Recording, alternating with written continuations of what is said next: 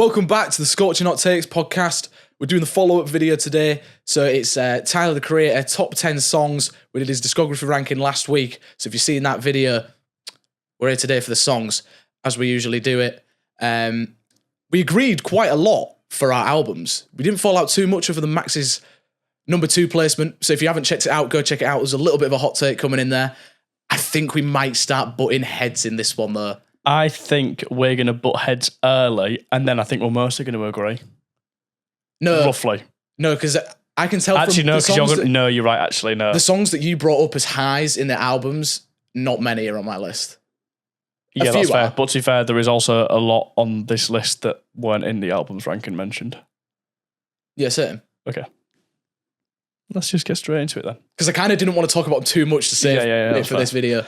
This one did get spoken about in when I was defending my number 2 choice. Number 10, Cherry Bomb. The song Cherry Bomb is in your top 10, Tyler. Headbutts flying out already. No way. That's probably not even. Wait, I'll just lift my hands up. up. Probably genuinely look like you're doing something you shouldn't be. No, you can hear that. I hope so. It was stamping on the floor if you can't hear it. I don't want to defend myself again. I just love it. I just love how loud and terrible it is. This is the thing I just said off camera to Max. He actually has such a weird taste in hip hop. He likes it when it's sort of. I'm like, oh, this is shit. Yeah, I can't understand it. Yeah, I mean, you know my opinion on this. Shit in a way that goes hard. I just think that he has songs of a similar energy and aggression where the production is so much better. Who That Boy, for example, or Def Camp from the same album. Def Camp was a very close contender. It was between them two for the number 10 spot. You've got the aggression and it goes hard, but like Cherry Bomb, the song, genuinely is a soup of an instrumental. It's just like, you're just lost. You lose all the dynamics of the instrumental, in my opinion. Disagree, personally, but yeah. We'll move on to your number 10. I don't want to talk about it too much. I'm actually going to make a change right now while you talk about this. You're making a change on your list? Yeah. He's not backing his opinions. He's nervous. No. Can't take another headbutt. It's not one that you work back. I think I've actually done this wrong because I actually don't think this anyway. Okay. I've put one very much out of place because I'll just get back in camera while I'm speaking. I rewrote it twice. And I think the second time I forgot to switch these around. So I'm just going to do it now. Okay. Just in case I forget. Well, I'll talk to you guys. My number 10 is fucking Young Perfect. You'll be happy. A Cherry Bomb placement. I'm buzzing with that. In my top 10. I think it's probably the most mature song on that album. Incredible, soulful 90s R&B vibes. Love the Charlie Wilson vocals. Love the Kali Uchis feature on the back end. Tyler and Kali Uchis said this in the album video. Incredible duo. This is another example. Absolutely love it. Oh, I'm stuck. He's now stuck on his wires. See, you should be more prepared so you don't have to start wriggling around the room and getting stuck on wires. Anyway, I think this is one of the most mature songs on Cherry Bomb. When listening to it in the album experience, it's a bit sort of like, well, you're just being a bit hypocritical. However, if you judge it as its own song, he's actually having some self-awareness for a change in this era of his life, being like, okay, this girl's a bit too young for me. I have feelings, but I'm not going to advance. And it's a unique concept. I like that you're giving him credit for that. Well done for not being a nonce. Yeah, but this is what I'm saying. I want to know how young the girl he was talking about is. She was 5 years younger than him at the time of Cherry Bomb, but I don't know how old he was when Cherry Bomb was out. You talk, I'll do some research. Yeah, find out. But she was really into him as well, so that's like the Kali Uchis part. Mm-hmm. So it's kind of like a weird sort of concept to base a song off, and that's what he said. He said he was in this weird sort of situation, so he wrote a song about it. So I quite like that. And it actually feels like quite an authentic song for him as well. A lot of the other stuff is very performative in that era, whereas this seems like genuine Tyler, something you could get off like Chromacopia, like take your mask off or something, where he's genuinely just being his honest self and not just doing stuff for the sake of shock factor. Have you got any updates? So he's 34 now. Yeah. Cherry Bomb came out 10 years ago. Yeah, so he's 24. So he was 24, so it was 24 and 19. Yeah, that's a bit long. You can't really get away with that, can you? Yeah, that's not great. No. But that's the thing, though. Like, it's a weird situation to be in, and he approached it in a mature manner. And I love the way that him and Kali Uchis were sort of able to play out this scenario. Mm-hmm. Yeah, one of the best songs from his earlier catalogue. We'll have to see if any more from that era make it, but this is genuinely top tier. just so catchy as well. We've literally off camera just been singing the chorus of this. Yeah. Well, I'll back that. Number 9, fucking Young Perfect. Yeah, it's that for me. It's the catchy hook. Can't help it. Can't help it. Yeah, who's the vocals by? Charlie Wilson. Yeah. Yeah, I just absolutely love him. He's just got that chorus is just so catchy, and I love the beat with the melody of the chorus is kind of ascending. There's like the beep beep. There's like beeps in that. I don't know what it is, but like the instrumental's just really good as well. Yeah. It's got kind of that really high pitched synth that you hear in a lot of kind of late 90s, early 2000s hip hop and R&B, which I actually quite like. Yeah, I think this is just like a great poppy hit from an album, which is completely different to it. It's a bit of it's a bit of a sparkly anomaly in Cherry Bomb. No, because there's still loads of soulful moments on the track list as well. There is, but like, this is the standout. There's nothing to this degree of poppiness, I don't think. Yeah. I think that's fairly valid to say. Yeah, especially for this sound, because there's like more sort of digestible, more hip-hop centric tracks rather than the R&B side. But yeah, number 9 for me, A Boy Is a Gun. We were talking about it in the album. Damn, I thought that might be higher. Yeah, but I love his catalogue. I know it is so hard. Like, there's been so much, as usual, that's just been left just outside of the top 10. So if it's not made it, chances are it's probably been in one of my drafts for this and then doesn't quite make it. So this one genuinely could be higher. But I just get more out of the other songs. However, and that's the other thing, it's so Kanye West, but with tasteful influence. Tyler puts his own spin on it, but the pitched up, soulful soul samples, incredible sample work on this song, gives me a flashback to somewhat like College Dropout, late Reg era Kanye, which is really like great to have in 2019 because that's not something Kanye's delved back into, and then certainly not anymore. So yeah, absolutely love this song, and also Tyler's refrain as well. You're so motherfucking dangerous. That could be Kanye. Motherfucking dangerous. That could be Kanye. Yeah. And as I said, Tyler takes the influence tastefully, makes an incredible lush song out of it. I just think that's maybe what holds it back from being higher. I love the song, but it's sort of like, as I said in the album thing, the thing from maybe holding it back being that next level is it's more of like a blast from a previous sound. I'm glad that's in there. I think you underrate it a little bit though. I mean, obviously, it's obviously going to be higher in my list than that, but okay. I'm not underrating it at all because I think I value all the songs in my top 10 probably higher than you value most of the other ones in yours. Yeah, probably. Number 8 for me, 911 Mr. Lonely. Yeah, I was expecting to see that. This is literally I can remember first hearing this, and it was genuinely like, this is the perfect song for my taste a while ago. No, we'd have an Ian McCulloch feature. Right, just every minute you just bring him up. We're going to Tyler the Creator video. All right, I'll talk about it then. Steve Lacy and Frank Ocean on this song just do everything that you could hope that they'd possibly do. It's a pretty song. It's summery. I'm going to use the word. It's vibey. What's wrong with using the word vibey? Cringe. No, it's vibey. It's a vibey song. That's fine. Yeah, probably. I agree. Don't know if my delivery was just poor. Anyway, you kind of set yourself up for it to be perceived worse. No, vibey is not a good word. I don't like the word vibes or vibe or vibe. Anyway, I do. It's a vibey song. It's a vibey album. Enough. I don't like it. It makes me a little bit uncomfortable. I don't know what it is. Hey, you brought it up. Yeah. Made a big deal out of it. Carry on. That's just how I describe it. It's just a great summer song. It's catchy. It's quite similar to fucking Young Perfect, but definitely less of definitely more summery. It's still just as poppy and just as much catchy melodies, but slightly better feature work. And I don't know. No, it is for me. And maybe more glittery. Nice. For me, Flower Boy. So we're in the same realm. However, my number 8 is going to be November. Genuinely love the songwriting on this song. That. And the chords. I think Flower Boy as an album feels very familiar, feels very at home. It's just very relatable. And I just love the sonic textures. And this song, them keys, the chords that just keep repeating throughout, are just so warm and enriching. I love the way that Tyler uses November as a metaphor for looking back on a fond memory or a really enjoyable experience in your life. I love how he uses it, and I think I really enjoy the way that he brings the sort of speakers in for that little interlude section in the middle, where they're talking about what their November is, so that time that someone first fell in love. Interesting, and it's a very sort of familiar, and I often talk about this, it feels like a very inclusive song, something I can really resonate with, relatable, and it's super like universal as well for a concept, because anyone can sort of relate back to a time that was better, whether it's a holiday or like some falling in love or a night out, literally whatever it is. Everyone has a November, as Tyler describes. And November's a very important month for Tyler as well. So with very his festival important. It's a very important month for me. In November. And for you, with your birthday. So is it going to be in your top 10? Probably not. Nope. But I think great rapping performance. Love the song. Yeah. Your number 7.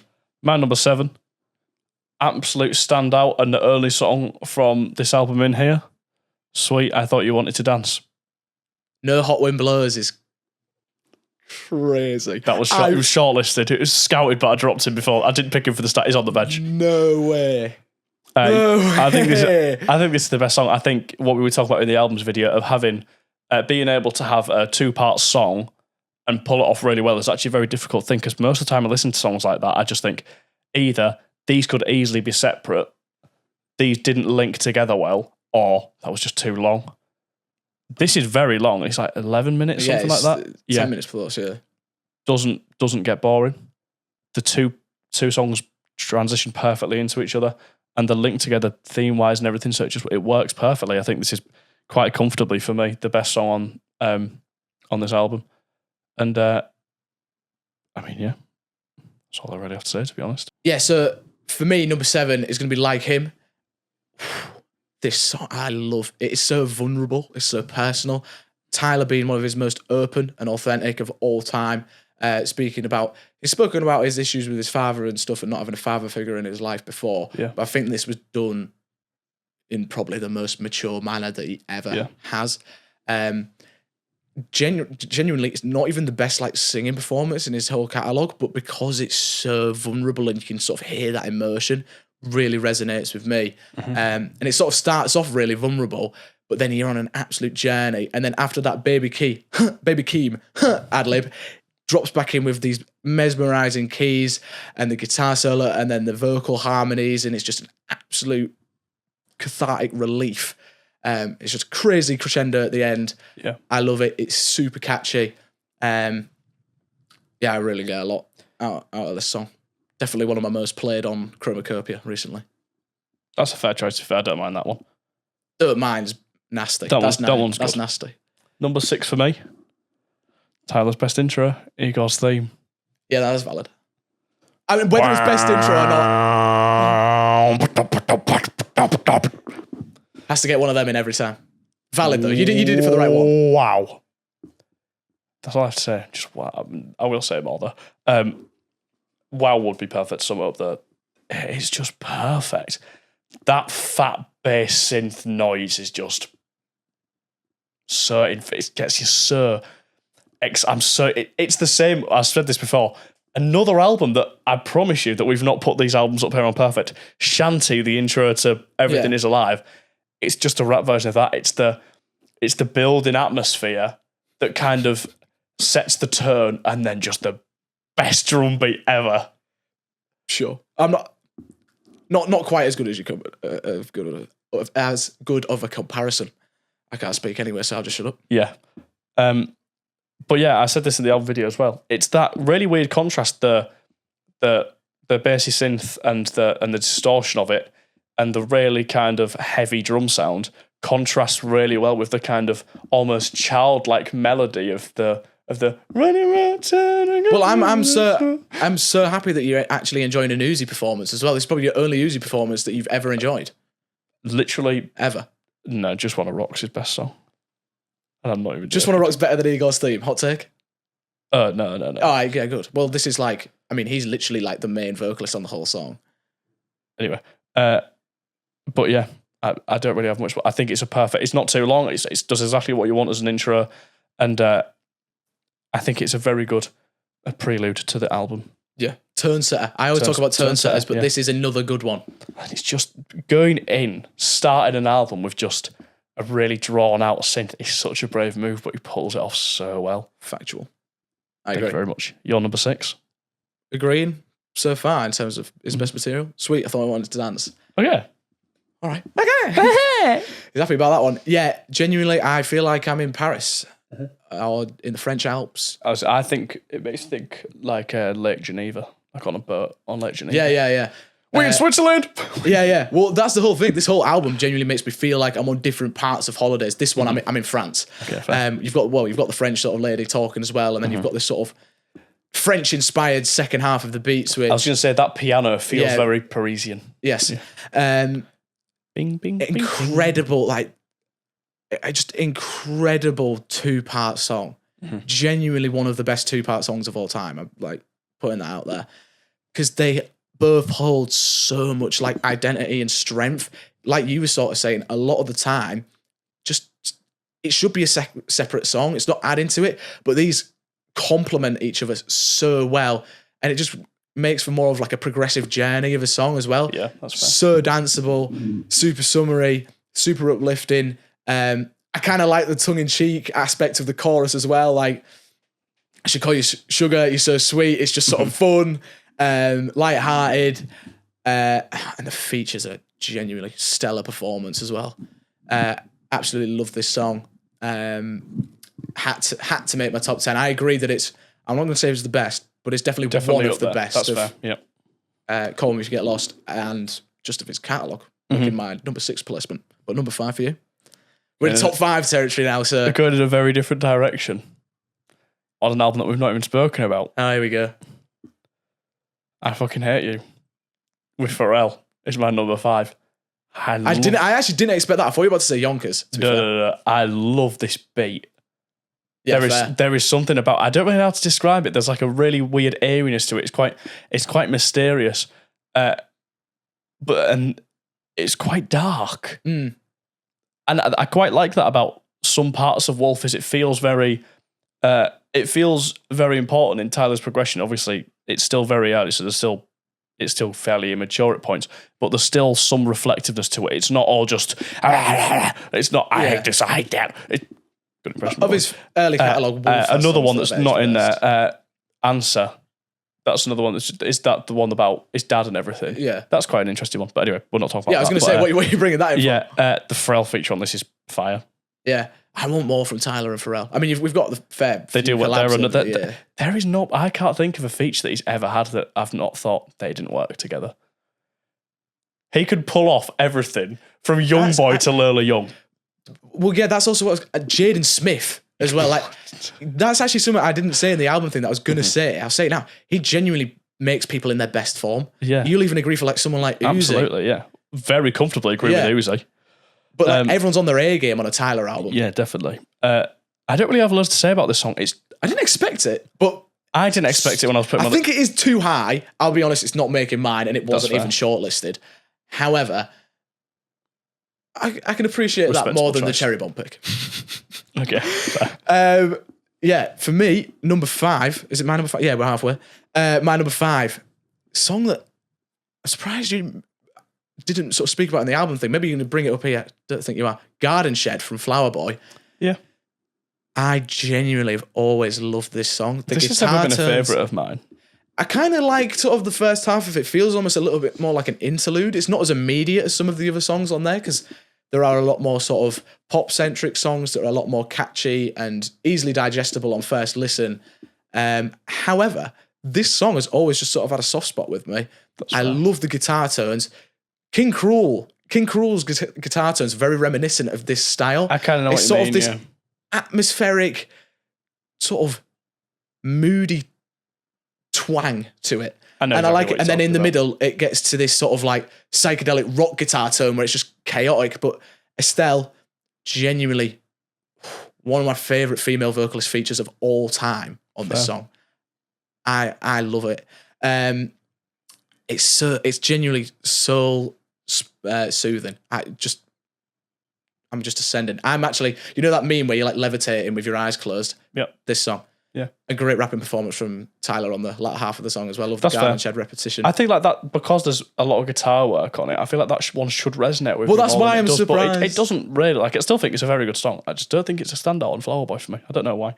It might be a hot take for me to have it in here. I think it probably is. I don't hear many people talk about it. I've seen people appreciate it, but it's definitely not like a staple in top tens. Yeah, that's fair. Number 4 for me, Gone, Gone, Thank You. Yeah.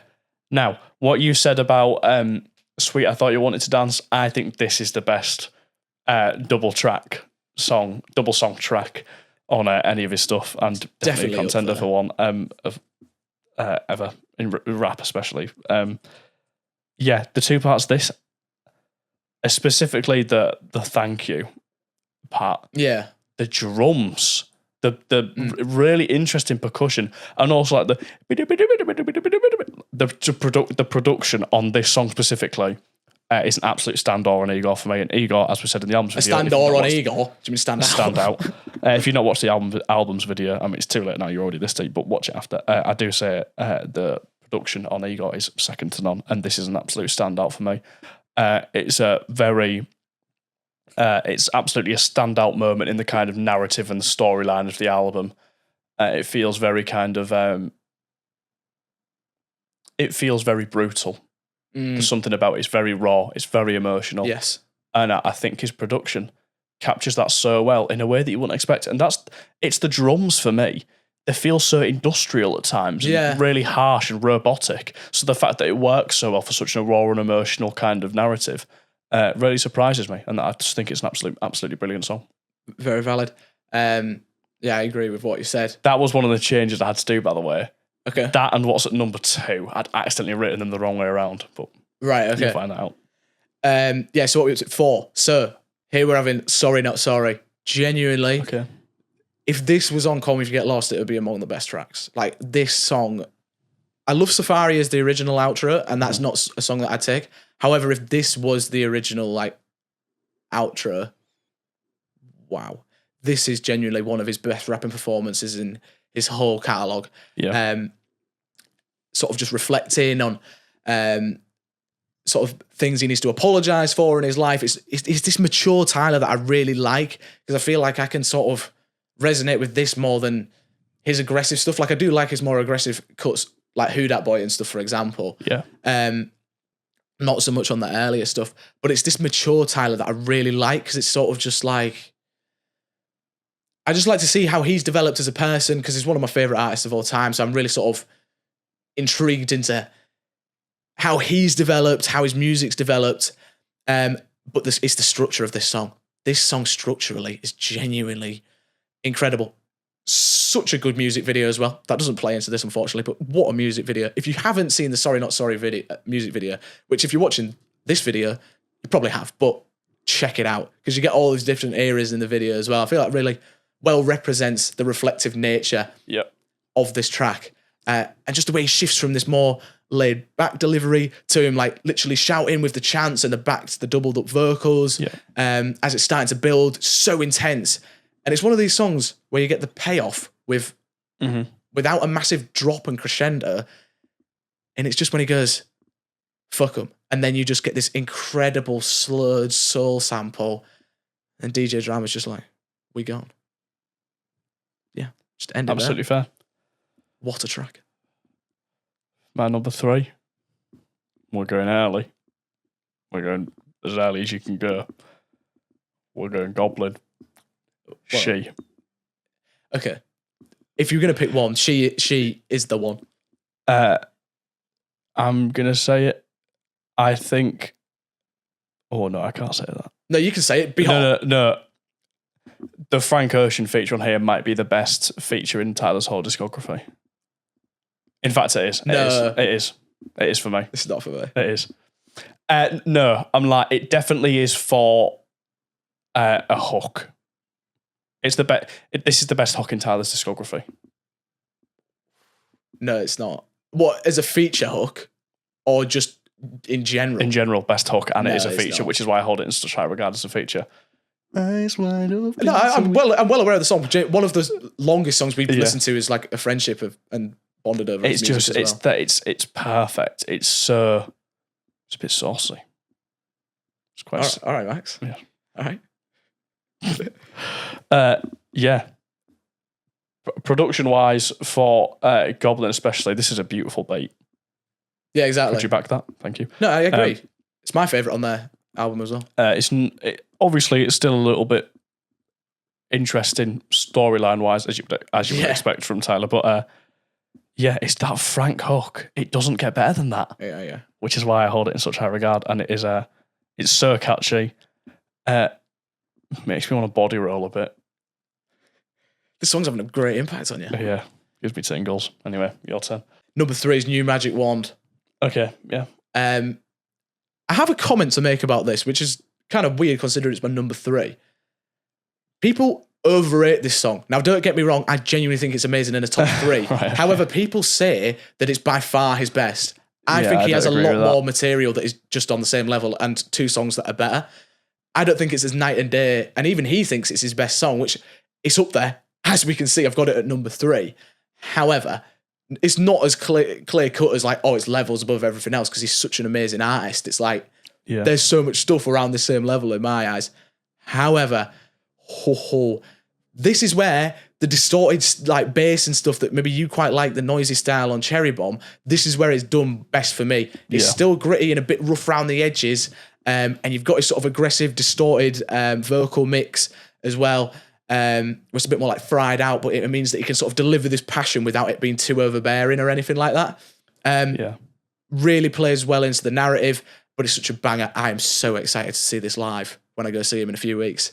Understandable. Well, that will go crazy actually. Yeah, this song, I'm just wait when he does that immediate scream with the mic. You've seen the videos, you know this. Such a banger. Such a banger. Like genuinely probably the biggest banger in his catalogue, because the 2 songs I have above this aren't so much bangers. That's fair. Which we'll see. But no, that is fair. It is definitely one of his best, I just think. And it's crazy that I have it at number 3 and I'm calling it overrated. But it is slightly. I know what you're trying to say. It is slightly. Hot take, but Tyler, you're wrong. My number 2, A Boy Is a Gun. Yeah, valid. Best song on Ego. Not quite so valid. But it's up there. My stomach just growled. Wait. No New Magic Wand placement from you. So you're more of a... That was close. That was shortlisted, but... I feel like we've had a discussion before where you said that I'm tripping for saying that it's slightly overrated. I know we've agreed today, but I feel like we've had a conversation in the past. No memory. Anyway, A Boy Is a Gun. I know it's like, it's kind of like wearing his influences on his sleeve, as you said, and everything, but I think it's done so well, and I do think that it's Tyler enough for it to be classed, for me to give him credit for it, like... Because it's not just the sample chopping and the beat in general are amazing. His performance, when he just does his voice, I think my favourite Tyler stuff is just when it's his own kind of very baritone growl. Like he's got a really good tone. Yeah. And I think he uses it well on here. It's so smooth. He's got a really honest voice, and I really like it, and it works really well. Again, playing into the narrative of Igor, a really interesting song, songwriting-wise.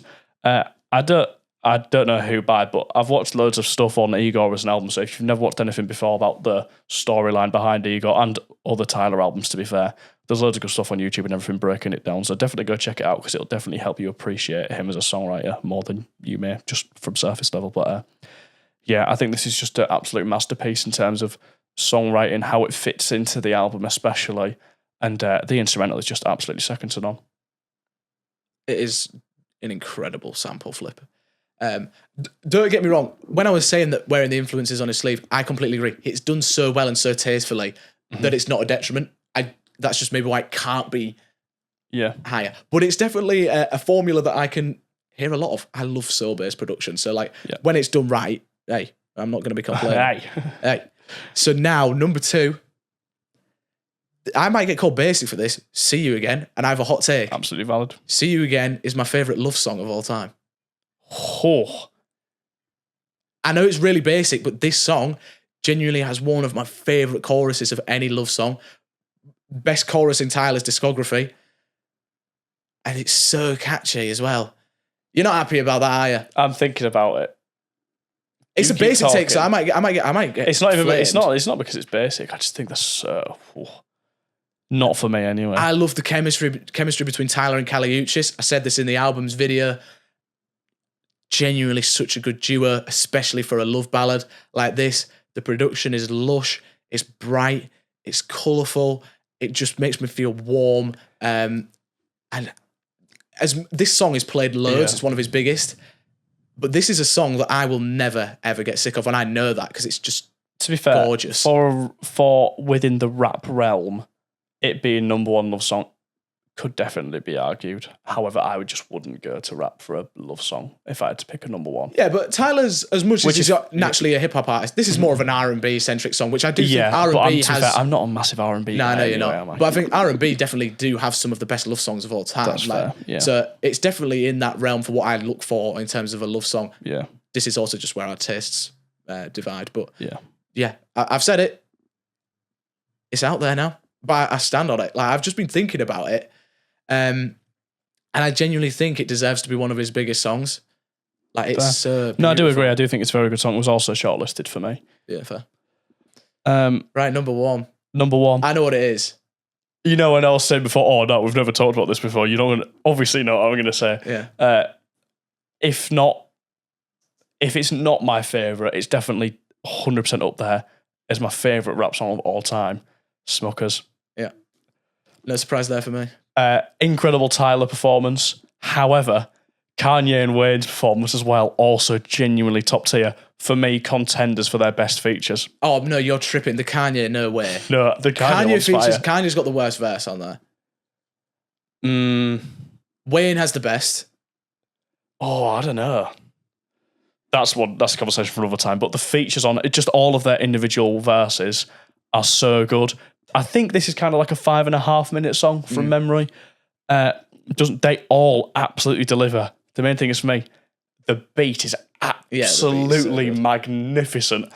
And the beat switch where it does the hold your fucking horses. Yeah. I think this is by formula perfect rap song for me, which is why I love it so much. I love a kind of jazz influenced beat. I love lyrical rappers more. I'm more interested in lyrics than flows. There is just something about this song. And I've loved this for years. That's what I was going to say. I feel like this one's been rooted. Like this is actually like, this is... I feel like this one makes sense to be your favourite. I massively disagree. I don't think it's better than anything in my top 10. But the Wayne feature is incredible. You overrate the Kanye feature though.